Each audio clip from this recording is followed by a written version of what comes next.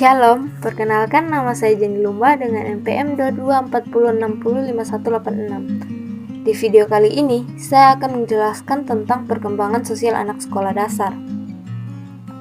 Pengertian perkembangan sosial menurut Samsul Yusuf 2007 menyatakan bahwa perkembangan sosial merupakan pencapaian kematangan dalam hubungan sosial. Perkembangan sosial dapat pula diartikan sebagai proses belajar untuk menyesuaikan diri terhadap norma-norma kelompok, moral, dan tradisi, meleburkan diri menjadi satu kesatuan dan saling berkomunikasi dan kerjasama.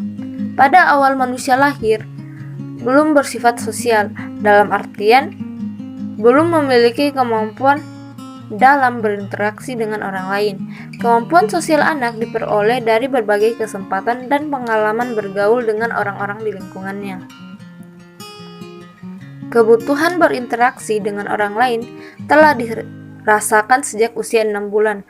Di saat itu, mereka telah mampu mengenal manusia lain, terutama ibu dan anggota keluarganya. Anak mulai mampu membedakan arti, senyum, dan perilaku sosial lain seperti marah, tidak senang mendengar suara keras, dan kasih sayang.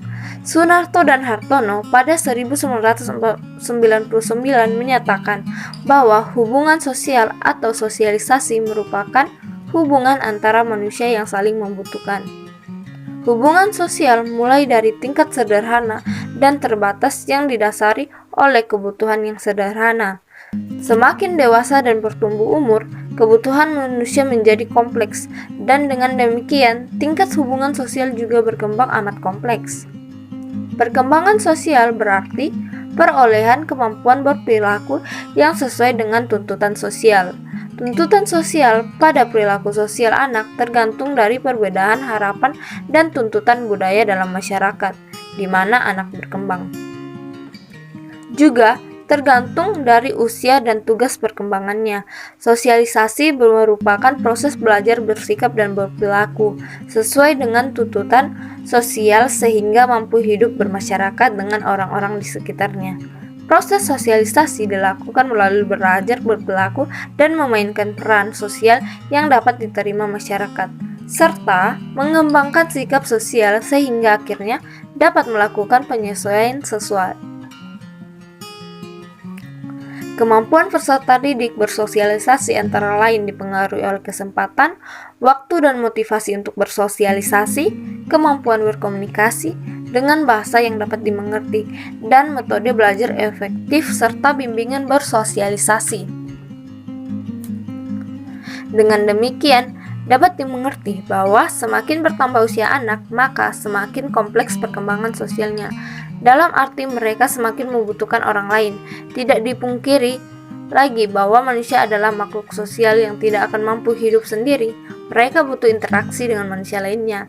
Interaksi sosial merupakan kebutuhan kuadrat yang dimiliki oleh manusia.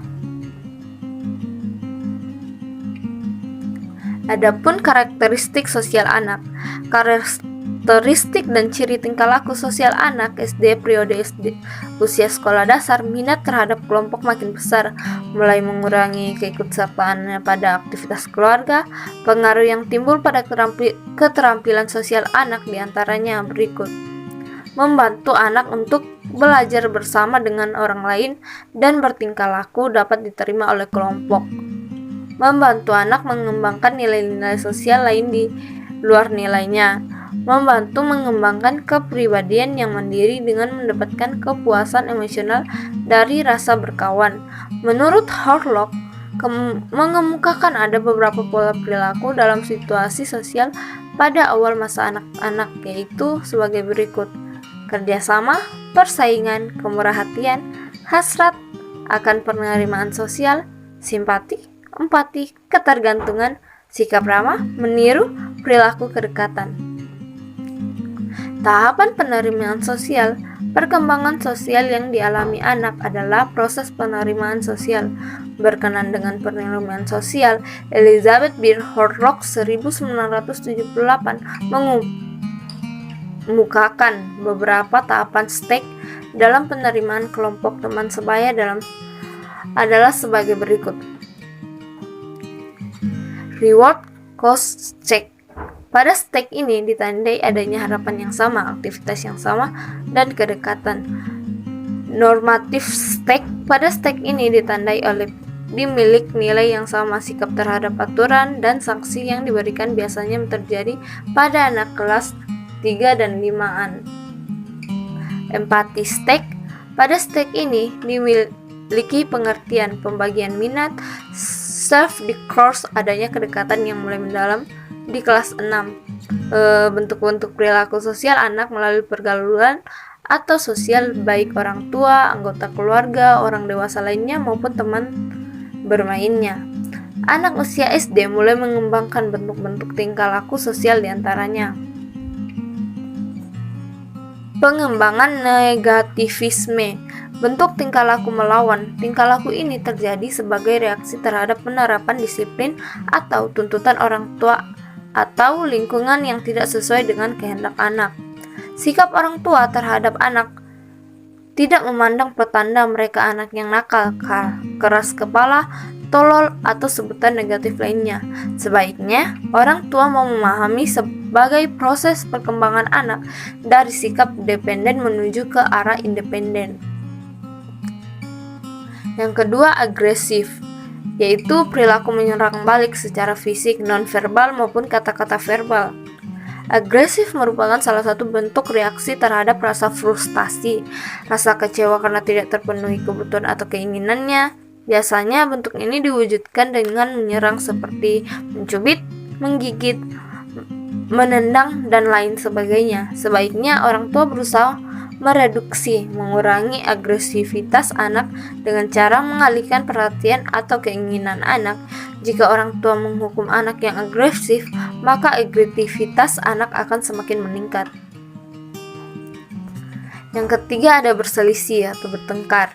Sikap ini terjadi jika anak merasa tersinggung atau terganggu oleh sikap atau perilaku anak lain.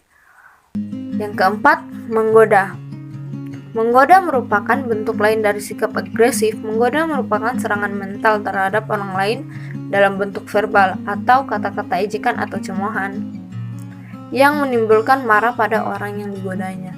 Yang kelima, persaingan, yaitu keinginan untuk melebihi orang lain dan selalu didorong oleh orang lain, yaitu persaingan prestige, merasa ingin menjadi lebih dari orang lain.